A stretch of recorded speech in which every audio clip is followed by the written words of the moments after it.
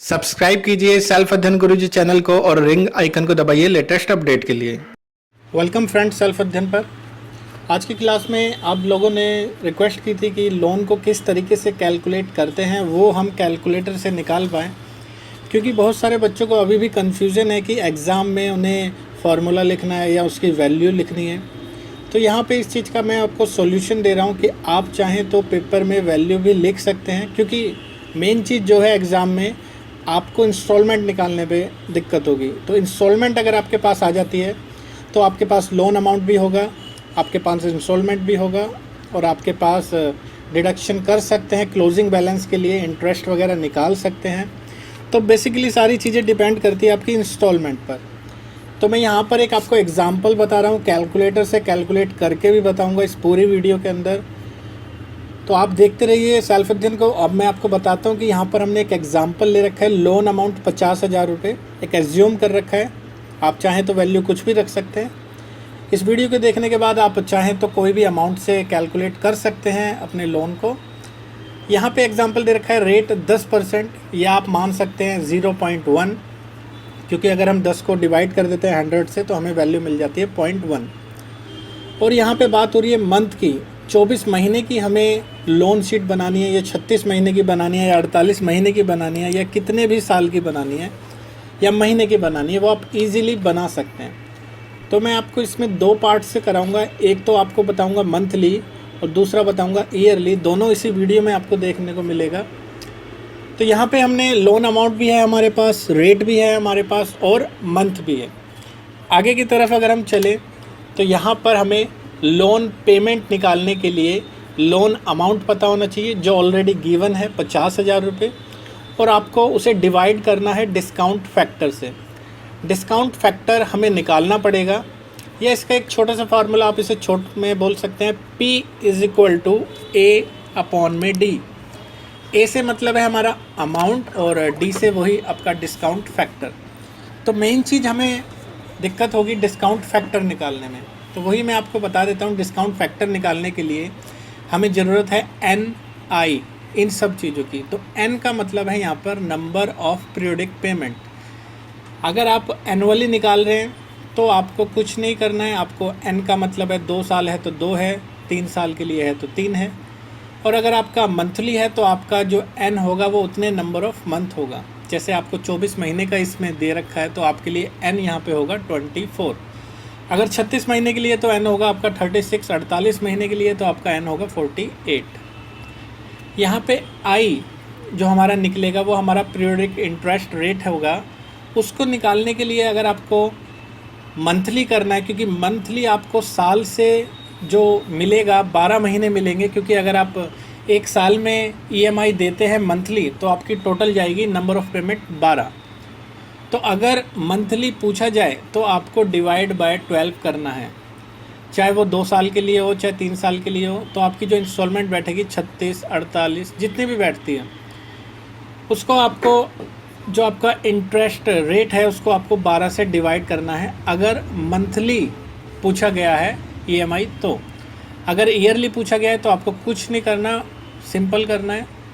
और D का मतलब है यहाँ पे डिस्काउंट फैक्टर। डिस्काउंट फैक्टर निकालने के लिए यहाँ पे आपको एक फार्मूला दिया गया है 1 + I जैसे कि मैंने अभी ऊपर बताया, पीरियोडिक इंटरेस्ट रेट होगा आपका, जो कि डिवाइड होगा 12 से अगर महीने का EMI पूछा गया है तो।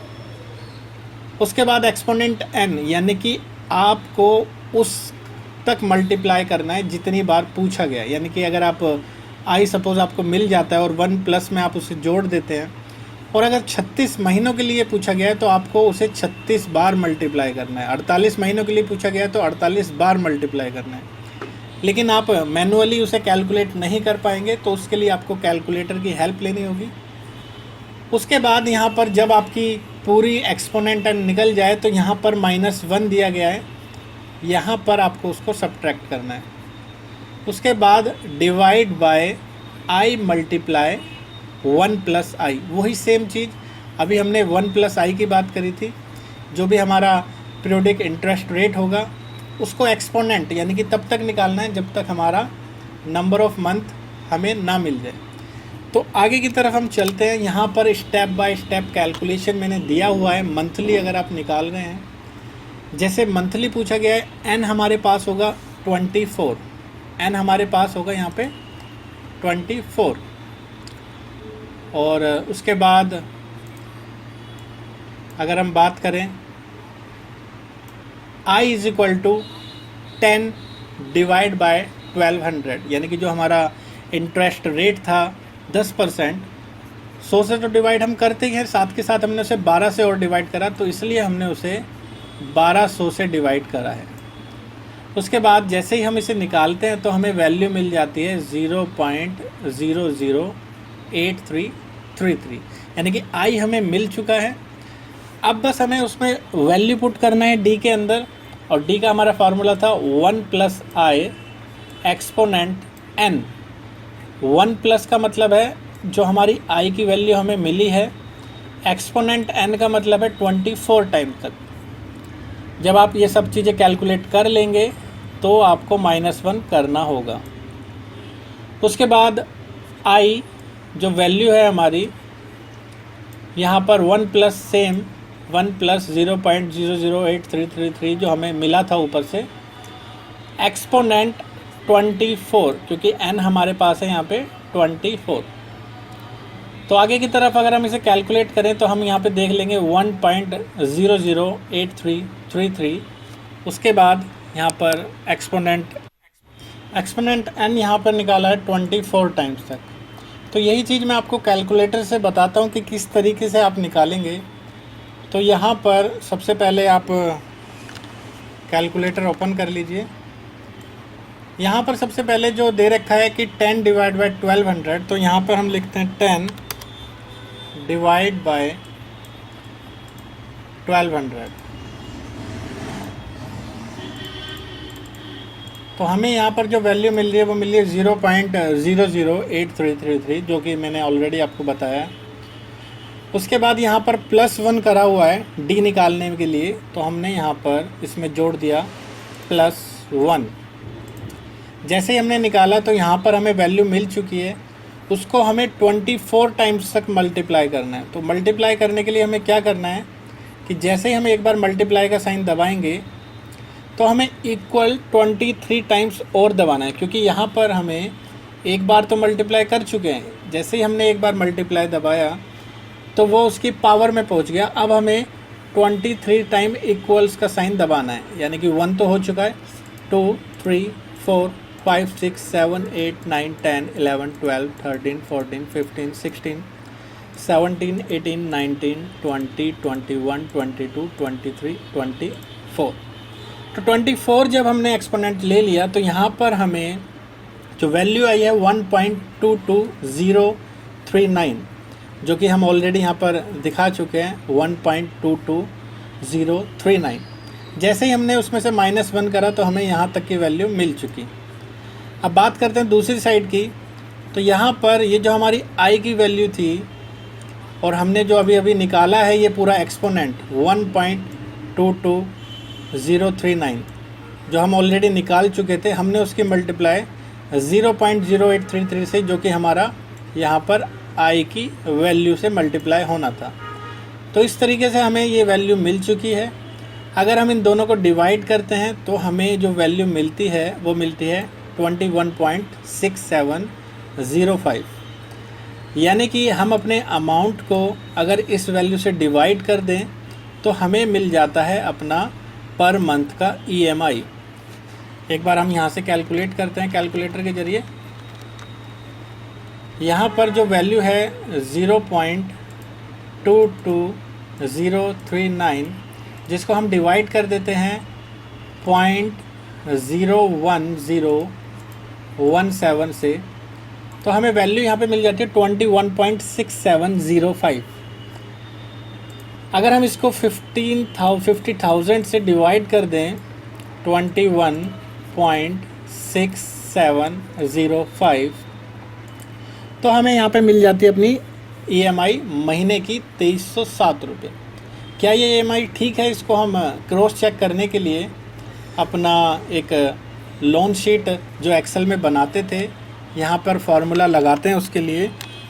PMT ब्रैकेट ऑन रेट, जैसा कि हम डिवाइड बाय 12 करेंगे बिकॉज हमें मंथली निकालना है, कोमे के बाद n पर जो कि हम ऑलरेडी मंथ में है यहाँ पर अवेलेबल, और माइनस के साथ हमारा लोन अमाउंट। तो जैसे ही हम एंटर प्रेस करेंगे हमें हमारा EMI दिखाई दे रहा है 2307 रुपये 25 पैसे, जो कि बिल्कुल यहाँ पर 2307 रुपये 25 पैसे के अराउंड है। तो इस तरीके से आप अपना EMI निकाल सकते हो अगर ऑन कॉपी निकालना चाहो, या आप इसे मंथली की जगह ईयरली निकालना चाहो तो आगे की तरफ हम देखते हैं वीडियो में, यहाँ बता रखा है step by step calculation yearly. तो सिंपल हमारे पास n होगा 2, i की वैल्यू हमें सिंपल 100 से डिवाइड करनी है, परसेंटेज है तो 100 से डिवाइड करने पे हमें 0.1 वैल्यू मिल जाती है, और हमें d के अंदर ये वैल्यू पुट करनी है। जैसे कि i हमारी वैल्यू है तो उसका हम एक्सपोनेंट निकालेंगे 2 टाइम्स तक, यानी कि हमारी वैल्यू हमें मिल जाती है 1.21, जिसमें से हम अगर -1 कर दें तो हमें वैल्यू दिखती है यहाँ पर 0.21। दूसरी तरफ हमारा i मल्टीप्लाई 1 प्लस आई, यानी कि i मल्टीप्लाई 1 प्लस आई अगर हम एक्सपोनेंट निकालें 2 टाइम्स तक तो हमें मिल जाता है 1.21, जिसकी मल्टीप्लाई करने से 0.1 से हमें मिल जाती है हमारी डिवाइड वाली वैल्यू। और दोनों को जब हम डिवाइड करते हैं तो हमें जो वैल्यू मिलती है उसको हम 50,000 से डिवाइड कर देते हैं, तो हमें हमारा यहाँ पर मिल जाता है ईयरली अमाउंट EMI का। इसी को हम देखते हैं कैलकुलेटर के ज़रिए, जो हम निकालते हैं यहाँ पे 0.21, उसको हम यहाँ से डिवाइड कर देते हैं 0.121 से, और जैसे ही हम यहाँ पर इक्वल का साइन दबाते हैं तो हमें वैल्यू मिल रही है 1.7355, और इस 55 को हम राउंड फिगर में ले लेते हैं 56। जैसे ही हम डिवाइड करते हैं तो हमें हमारी EMI मिल रही है साल की 28,809 रुपये। तो क्या ये EMI ठीक है, इसको भी हम क्रॉस चेक करने के लिए अपने एक्सेल में ईयरली चेक करके देखते हैं एक बार। PMT जैसे कि फार्मूला हम पीछे की वीडियो में देख चुके हैं, अगर आपने पीछे का वीडियो नहीं देखा तो पहले आप बिल्कुल उसे अच्छे से देखिए, क्योंकि ये थोड़ा सा फास्टली है, जिसमें आपको सिर्फ बताया गया है किस तरीके से आप कैलकुलेट करेंगे। यहाँ पे हमने रेट लिया है, कोमे के बाद हमने लिया है अपना टाइम, और कोमे के बाद हमने अपना माइनस के साथ ले लिया है लोन अमाउंट। तो इस तरीके से हमें मिला है हमारा EMI 28,809 रुपये, जो कि हम अभी अभी कैलकुलेट करा था।